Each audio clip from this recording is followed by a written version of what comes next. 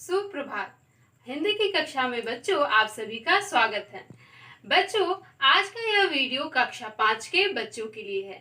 इस वीडियो के माध्यम से मैं आप सभी को हिंदी 1 अर्थात हिंदी व्याकरण के पाठ 14 सर्वनाम का अध्ययन करा रही हूँ। बच्चों, इस पाठ के माध्यम से हम यह सीखेंगे कि सर्वनाम किसे कहते हैं और सर्वनाम के कितने भेद होते हैं। तो बच्चों, आपने पिछली कक्षाओं में पढ़ा था कि संज्ञा किसे कहते हैं। किसी व्यक्ति, वस्तु, स्थान या भाव के नाम को संज्ञा कहते हैं। तो सर्वनाम, आज हम पढ़ेंगे सर्वनाम। जिस प्रकार बच्चों आप देख सकते हैं कि पाठ 14 सर्वनाम जो आपकी पुस्तक के पृष्ठ संख्या 80 में दी हुई है। पाठ 14 सर्वनाम। सर्वनाम, आप जानेंगे कि सर्वनाम का अर्थ क्या है। सर्वनाम शब्द का अर्थ क्या है। तो बच्चों, सर्वनाम दो शब्दों से मिलकर बना है। सर्वनाम दो शब्दों से मिलकर बना है। सर्व जोड़ नाम। सर्व का अर्थ होता है सबका और नाम का अर्थ होता है बच्चों जिससे किसी की पहचान होती है। क्योंकि बच्चों नाम से ही किसी व्यक्ति की पहचान होती है। जैसे मेरा नाम पूजा है तो मेरी पहचान मेरे नाम से है। यदि आपका नाम भी नेहा है या फिर यदि कोई भी नाम है तो आपकी पहचान आपके नाम से होती है। तो सर्व का अर्थ होता है सबका और नाम का अर्थ होता है बच्चों जिससे किसी व्यक्ति की पहचान होती है। इस प्रकार बच्चों वह नाम जो सबके लिए हो या सबके लिए प्रयोग हो उसे सर्वनाम कहते हैं। जैसे मैं, वह, उसका, तुम, यह, ये, वे। तो इस प्रकार बच्चों मैंने यहाँ पर सर्वनाम किसे कहते हैं इसकी परिभाषा लिखी है।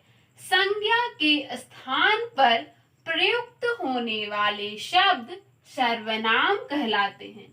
जैसे कि बच्चों मैंने बताया था कि संज्ञा किसी व्यक्ति, वस्तु, स्थान के नाम को संज्ञा कहते हैं।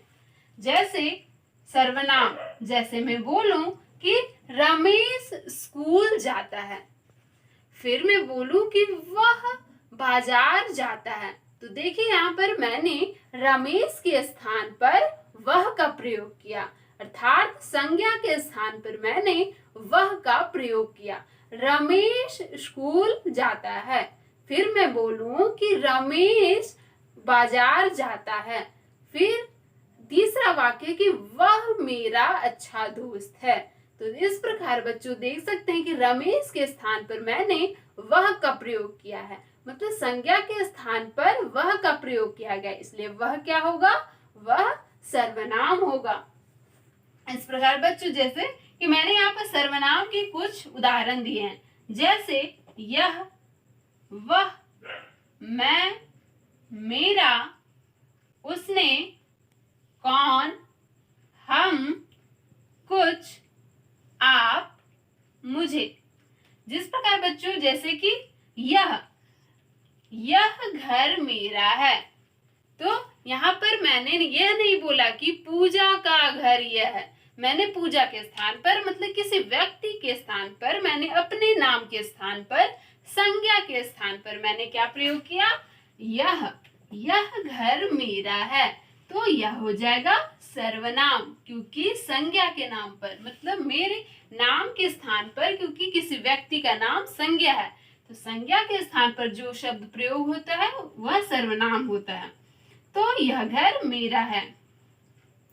यदि मैं बोलूं कि सीमा खाना खाती है, फिर वह स्कूल जाती है, तो यहाँ पर बच्चों आप देख सकते हैं कि सीमा के स्थान पर मैंने वह का प्रयोग किया कि वह स्कूल जाती है, तो वह हो जाएगा सर्वनाम। मैं बाजार जाती हूँ, तो देखिए बच्चों यहाँ पर मैंने यह नहीं बताया कि पूजा बाजार जाती है, मैंने यह बताया कि मैं बाजार जाती हूँ, अर्थात पूजा के स्थान पर मैं शब्द का प्रयोग हुआ है तो मैं हुआ सर्वनाम। मेरा घर बोकारो है, तो यहाँ क्या हो जाएगा, मेरा घर। मतलब पूजा के स्थान पर, मतलब मेरे नाम के स्थान पर, किसी व्यक्ति के नाम के स्थान पर मेरा शब्द का प्रयोग हुआ है तो मेरा हो जाएगा सर्वनाम। उसने, यदि मैं बोलूं कि राम ने उसकी पेंसिल चुरा ली, यदि मैं बोलूं कि राम ने उसकी पेंसिल चुरा ली, फिर मैं दूसरा वाक्य बोलूं उसने सीमा की पेंसिल चुरा ली, तो उसने, यहाँ पर मैंने राम के लिए उसने शब्द का प्रयोग किया है तो उसने हो जाएगा सर्वनाम। कौन, यदि मैं बच्चों बोलूं कि दरवाजा कौन खटखटा रहा है, यदि मैं बोलूं कि दरवाजा कौन खटखटा रहा है, तो इस वाक्य में कौन, दरवाजा कौन खटखटा रहा है, किसी व्यक्ति के स्थान पर कौन शब्द का प्रयोग किया गया है, इसलिए अर्थात संज्ञा के स्थान पर, किसी व्यक्ति का नाम बच्चों संज्ञा है होता है, तो संज्ञा के स्थान पर कौन शब्द का प्रयोग किया गया है, इसलिए कौन सर्वनाम है। हम, सीमा और गीता दो बहनें हैं, यदि एक वाक्य है बच्चों की सीमा और गीता दो बहनें हैं, फिर दूसरा वाक्य कि हम दोनों बहनें हैं, तो यहाँ हम, सीमा और गीता के स्थान पर अर्थात संज्ञा के स्थान पर हम का प्रयोग किया गया है तो हम हो जाएगा सर्वनाम। कुछ शब्द का प्रयोग भी सर्वनाम। आप कि बड़ों के लिए आप शब्द का प्रयोग किया जाता है तो आप भी बच्चों सर्वनाम के अंतर्गत आता है, आप भी सर्वनाम होगा।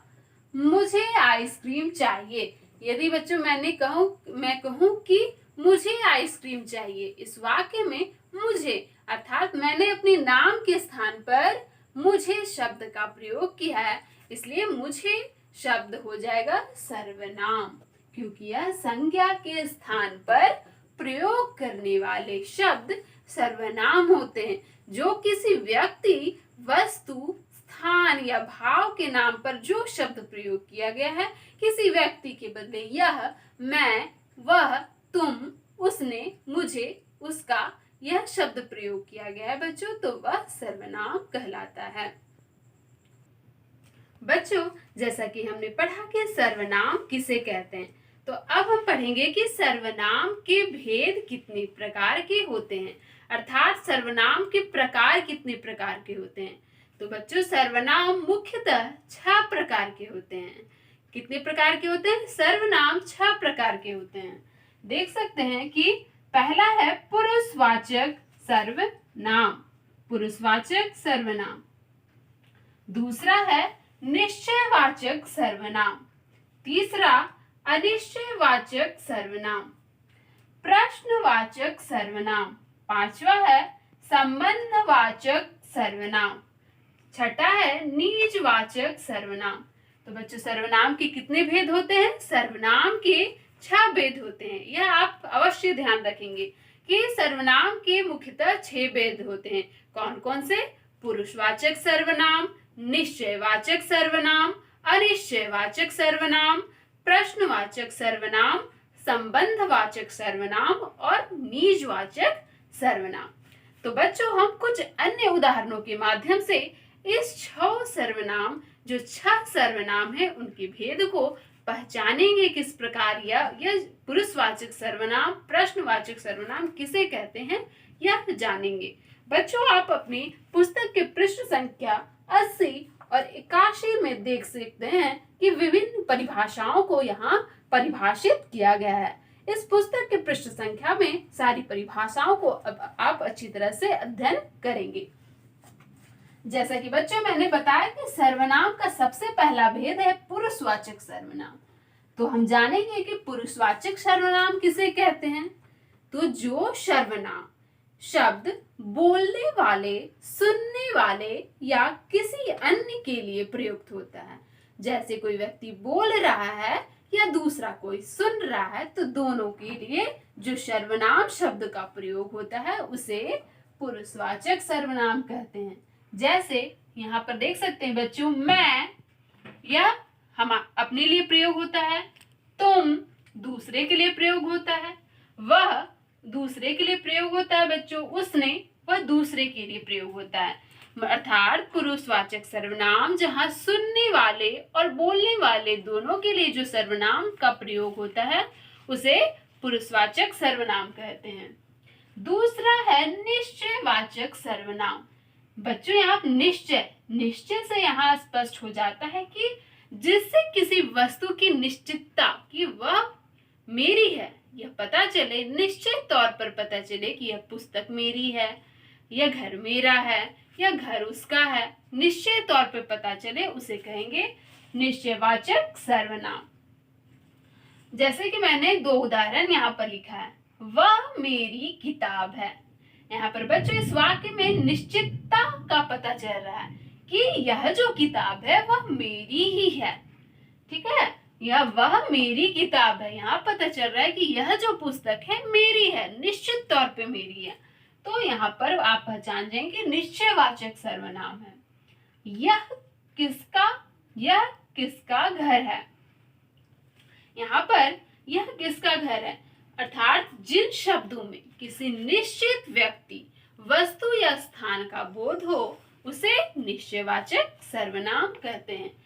किसी वस्तु की निश्चितता का बोध होगा। और पुरुषवाचक सर्वनाम में बच्चों, पुरुषवाचक सर्वनाम में सुनने और बोलने वाले दोनों के लिए जो सर्वनाम प्रयोग होता है उसे पुरुषवाचक सर्वनाम कहते हैं। तीसरा है अनिश्चयवाचक सर्वनाम। अनिश्चय, जिस प्रकार बच्चों निश्चय का मतलब होता है निश्चित तौर पे कि वह पुस्तक मेरी है, लेकिन अनिश्चय का मतलब होता है कुछ निश्चित नहीं है। जैसे कि मुझे खाने के लिए कुछ दो, यहाँ पर बच्चों पता नहीं चल रहा है कि कुछ दो मतलब कितना दो। ठीक है, मतलब जो शब्द किसी भी व्यक्ति या वस्तु की संख्या का मतलब संख्या नहीं अर्थात निश्चितता का बोध नहीं हो कि कितना चाहिए, कि मुझे खाने के लिए कुछ दो। तो यहाँ पर कुछ शब्द का प्रयोग किया गया है बच्चों, तो यह हो जाएगा अनिश्चयवाचक कि पता ही नहीं चल रहा है कि खाने के लिए कुछ दो तो क्या दो, तो निश्चित नहीं है। वहां कौन खड़ा है, तो बच्चों यहाँ पर देख सकते हैं कि कौन शब्द पता ही नहीं है कि दरवाजे के पास कौन खड़ा है, निश्चय नहीं है अर्थात पता नहीं है, तो यह हो जाएगा अनिश्चयवाचक। तो बच्चों चौथा है सर्वनाम प्रश्नवाचक सर्वनाम। अर्थात प्रश्नवाचक सर्वनाम जो सर्वनाम शब्द किसी व्यक्ति, वस्तु, स्थान के विषय में प्रश्न करने के लिए प्रयोग होते हैं। तो सबसे पहले बच्चों आप पहचान जाएंगे कि प्रश्नवाचक सर्वनाम में प्रश्न चिन्ह होगा। सबसे पहचानने की विधि कि यह घड़ी किसकी है, प्रश्नवाचक चिन्ह। दरवाजा कौन खटखटा रहा है, प्रश्नवाचक चिन्ह। तो सबसे पहले प्रश्नवाचक सर्वनाम में प्रश्नवाचक चिन्ह से, यह आसान विधि है प्रश्नवाचक सर्वनाम को पहचानने की। संबंधवाचक जिन सर्वनाम शब्दों का प्रयोग संज्ञा या सर्वनाम शब्दों में संबंध स्थापित करने के लिए प्रयोग होता है।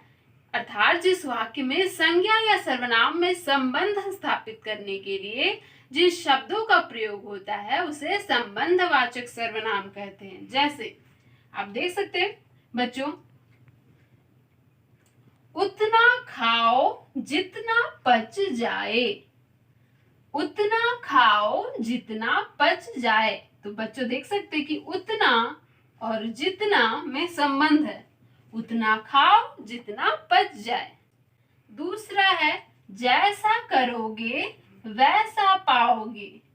पहला उदाहरण क्या था बच्चों कि उतना खाओ जितना पच जाए, तो उतना और जितना में संबंध का प्रयोग किया गया है। जैसा करोगे वैसा पाओगे, तो जैसा और वैसा वह सर्वनाम, यह संबंधवाचक सर्वनाम है। उतना खाओ जितना पच जाए, जैसा करोगे वैसा पाओगे। यहाँ पर दोनों शब्द में बच्चों देख सकते हैं कि संबंध है, दोनों शब्दों में संबंध है, तो यहाँ संबंधवाचक सर्वनाम। निजवाचक सर्वनाम, निजवाचक, यहाँ निज का अर्थ होता है जो स्वयं के लिए प्रयोग होता है। निज मतलब निजी, जो शब्द कर्ता के साथ अपनापन दर्शाए। निजवाचक जो स्वयं के लिए या कर्ता के साथ अपनापन दर्शाए उसे कहते हैं निजवाचक सर्वनाम। जैसे उदाहरण में देख सकते हैं कि मैं स्वयं काम कर लूंगा, तो निज स्वयं, स्वयं हो जाएगा निजवाचक सर्वनाम जो कर्ता के लिए अपनापन दर्शा रहा है कि मैं अपना काम स्वयं कर लूंगा। मैं अपने आप चला जाऊंगा, मैं अपने आप चला जाऊंगा, तो अपने आप शब्द हो जाएगा निजवाचक सर्वनाम जो कर्ता के साथ अपनापन दर्शाता है। तो बच्चों, आज के वीडियो के माध्यम से हमने सीखा कि सर्वनाम किसे कहते हैं और साथ ही साथ हमने सीखा कि सर्वनाम के भेद कितने हैं। सर्वनाम तो अब पुनरावृत्ति हम पुनः उसको दोहराते हैं। संज्ञा के स्थान पर प्रयोग करने वाले शब्द सर्वनाम कहलाते हैं। सर्वनाम के 6 भेद होते हैं: पुरुषवाचक, निजवाचक, अनिश्चयवाचक, प्रश्नवाचक, निजवाचक, संबंधवाचक। इस प्रकार बच्चों, आशा है कि आप सर्वनाम और सर्वनाम के भेद को अच्छी तरह से समझ गए होंगे। धन्यवाद।